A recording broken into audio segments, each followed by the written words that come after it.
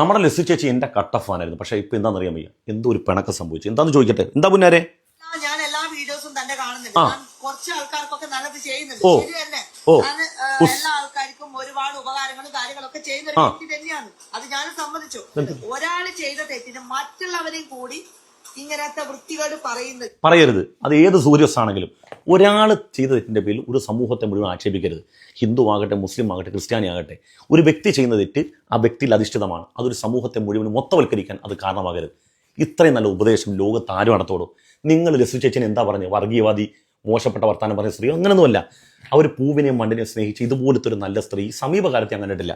അങ്ങനെ ലെസ്സി ചേച്ചിയുടെ ഉപദേശങ്ങളൊക്കെ കേട്ട് ഞാൻ ഇങ്ങനെ അത് അവരുടെ പേജിലിട്ട് ഇങ്ങനെ പോയപ്പം പെട്ടെന്ന് എൻ്റെ കണ്ണിൽപ്പെട്ടൊരു വീഡിയോ നിങ്ങളെ കാണിക്കണമെന്ന് എനിക്ക് തോന്നി. അങ്ങനെ ഞാൻ നോക്കുമ്പോൾ കണ്ടത് ഭീകരർക്ക് ഒരു മതം മാത്രമേ ഉള്ളൂ. ഭീകരർക്ക് ഒരു മതം മാത്രമേ ഉള്ളൂ.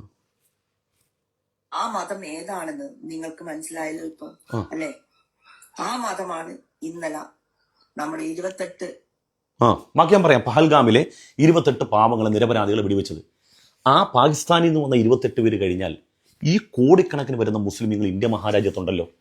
ഈ നമ്മുടെ പഹൽഗാമിൽ കയറി ആക്രമിച്ച ആ തീവ്രവാദികളെ കൈകാര്യം ചെയ്യാൻ വേണ്ടി ഓപ്പറേഷൻ സിന്ദൂർ എന്ന പദ്ധതി ഇട്ടപ്പോൾ അതിൽ മുൻനിര നായികയായി പ്രവർത്തിച്ച ആളുടെ പേര് സോഫിയ ഖുറൈഷി. നിങ്ങൾ പറഞ്ഞില്ലേ ഭീകരതയ്ക്ക് ഒരു മതമുള്ളെന്ന്? ആ മതത്തിൽപ്പെട്ട സ്ത്രീയാണ് നമ്മുടെ ഇന്ത്യ ഓപ്പറേഷൻ സിന്ദൂറിൽ ഭാഗമായിട്ടുള്ളത്. ഓപ്പറേഷൻ സിന്ദൂറിന്റെ ഭാഗമായി സോഫിയ ഖുറൈഷി മുൻനിര നായികയായി പ്രവർത്തിക്കുമ്പോൾ നമ്മുടെ നാട്ടിൽപ്പെട്ട ജ്യോതി മൽഹോത്ര എന്ത് ചെയ്യുമായിരുന്നു? ജ്യോതി മൽഹോത്ര രാഷ്ട്രീയം ഏതാണ്? ജ്യോതി മൽഹോത്ര പിടിച്ച കൊടി ഏതാണ്? ജ്യോതി മൽഹോത്ര അന്ന് ചെയ്ത പണി എന്തറിയോ? നോക്ക്, പാക് ഏജന്റുമാർക്ക് വർഷങ്ങളോളം രഹസ്യങ്ങൾ കൈമാറി ഓപ്പറേഷൻ സിന്ദൂറിന് ഒറ്റിക്കൊടുത്തു. ഇവളൊരു വ്ളോഗറാണെന്ന് മാത്രമല്ല, കേരളത്തിൽ വന്ന് നിങ്ങളുടെ പ്രിയപ്പെട്ട നേതാക്കന്മാരോടൊപ്പം ഫോട്ടോ എടുത്തിട്ടുണ്ട്. ആ വാർത്ത നിങ്ങൾ ശ്രദ്ധിക്കുമല്ലോ. ഇനി പറ, ജ്യോതി മൽഹോത്രയുടെ ആ മതം തിരിച്ച് നമുക്ക് പറയണോ വേണ്ടേ?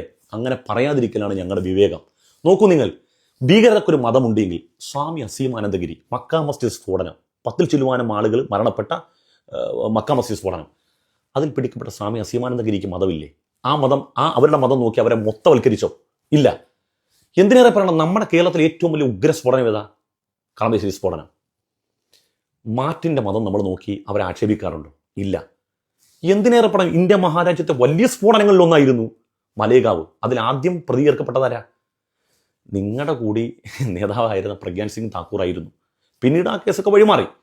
ഇങ്ങനെ തുടങ്ങി ഈ രാജ്യത്ത് എത്രയെത്ര സംഭവങ്ങൾ. ഇനി പോട്ടെ, ഈ ഭീകരന്മാർക്കെല്ലാം മതമുണ്ടെങ്കിൽ ഞാൻ ഒരു ലിസ്റ്റ് അങ്ങോട്ട് വായിക്കുകയാണ്. പറയണേ. പാകിസ്ഥാന് വേണ്ടി ചാരപ്പണി, DRDO ഗസ്റ്റ് ഹൗസ് മാനേജർ അറസ്റ്റിൽ, മഹേന്ദ്ര പ്രസാദിനെ പിടികൂടിയത് രാജസ്ഥാൻ CID ഇന്റലിജൻസ്. അടുത്തത്, വീണ്ടും പാക് ചാരന്മാർ അറസ്റ്റിൽ, ബംഗാളിൽ പിടിയിലായ മുകേഷും രാകേഷും നല്ലവരായ ഉണ്ണി. ഓപ്പറേഷൻ സിന്ദൂറിന് പാകിസ്ഥാന് നിർണായക വിവരങ്ങൾ കൈമാറി, നേവി ആസ്ഥാനത്തെ ഉദ്യോഗസ്ഥൻ പിടിയിൽ. ഇങ്ങനെ ഇങ്ങോട്ട് വന്നു കഴിഞ്ഞാൽ പാകിസ്ഥാന് വേണ്ടി ചാരപ്പണി, കർണാടകയിൽ UP സ്വദേശി എഞ്ചിനീയർ അറസ്റ്റിൽ, പേര് ദീപ്രാജ് ചന്ദ്ര. ഇനി അതും പോരാ, നമ്മുടെ കേരളത്തിൽ തന്നെ RS നേതാവിൻ്റെ വീട്ടിൽ നിന്ന് പിടികൂടി 770 കിലോ സ്ഫോടക വസ്തു, കേസെടുത്തു പോലീസ്. ഇങ്ങനെ എത്ര സംഭവങ്ങളുണ്ട്. ഇതിൻ്റെയൊക്കെ പേരിൽ ഒരു സമൂഹത്തെ മുഴുവനും നമ്മൾ ആക്ഷേപിച്ചോ? അവർ തീവ്രവാദികളാന്ന് പറഞ്ഞു, ഭീകരവാദികളാന്ന് പറഞ്ഞു, ഒന്നും നമ്മൾ പറഞ്ഞിട്ടില്ല. അങ്ങനെ പറയാതിരിക്കലാണ് നമ്മുടെ വിവേകം. ഇത് സ്ഥിരം പറഞ്ഞുകൊണ്ടിരിക്കുന്ന ലെസ്സി ചേച്ചിയാണ് ഒരേ സമയം ഉപദേശവും ഊഞ്ഞാലാട്ടവും. ഇതുകൊണ്ട് കഴിഞ്ഞില്ല, ബാക്കിയും കൂടെ കാണിച്ചു തരാം. ലെസ്സി ചേച്ചി ഇവിടെ ഒന്നും പറഞ്ഞ് അവസാനിപ്പിച്ചിട്ടില്ല. എന്നിട്ട് ലെസ്സി ചേച്ചി ഇതൊക്കെ പെട്ടെന്ന് മറക്കും. ചേച്ചിക്ക് അറിയാൻ പറ്റാത്തതുകൊണ്ട് ഒരു കിൻഡൽ സാധനം എൻ്റെ കൈ കിടക്കുക. ഞാനിതൊന്നും കളയത്തില്ല. അടുത്ത സാധനം നോക്ക്. ഇപ്പോൾ എന്താ ഇങ്ങനത്തെ കോലത്തിൽ നിന്നല്ലേ? അതെ, ഞാൻ നബീനെ കാണാൻ വരുന്നുണ്ട്. നിങ്ങൾക്ക് ഗുരുവായൂരിൽ വരാൻ പറ്റുവാണെങ്കിൽ ഞങ്ങൾക്ക് പള്ളിയിലും കയറാം. ഈ നബിയെ കാണാൻ വേണ്ടി പാളയംപള്ളിയിൽ പോയി അങ്ങനെ നബിയെ കാണുക? ലെസ്സി ചേച്ചി ഈ ഷാഹയൊക്കെ വിട്ടിടക്ക് പുറത്തോട്ടൊക്കെ പോയിട്ട് നമ്മുടെ നാടും നഗരമൊക്കെ കാണുമെന്നേ. എന്തെങ്കിലുമൊക്കെ പുറത്തുനിന്നൊക്കെ ആളുകളിൽ നിന്ന് സംസാരിച്ചിട്ടെങ്കിലും കിട്ടുന്ന വിവരമെങ്കിലും നമുക്ക് വേണം. നിങ്ങളൊരു കാര്യം മനസ്സിലാക്കുക, ജസ്ന സലീം ഇസ്ലാമോട്ട് എന്ത് ബന്ധം? ഗുരുവായൂർ കയറി നടക്കുന്ന ഒരു പെണ്ണ്, മേത്തച്ചിയുടെ പേരും കൊണ്ട് നടക്കുന്ന ഒരു പെണ്ണ്, അവർ ഭയങ്കര കണ്ണൻ ആരാധകയാണ്.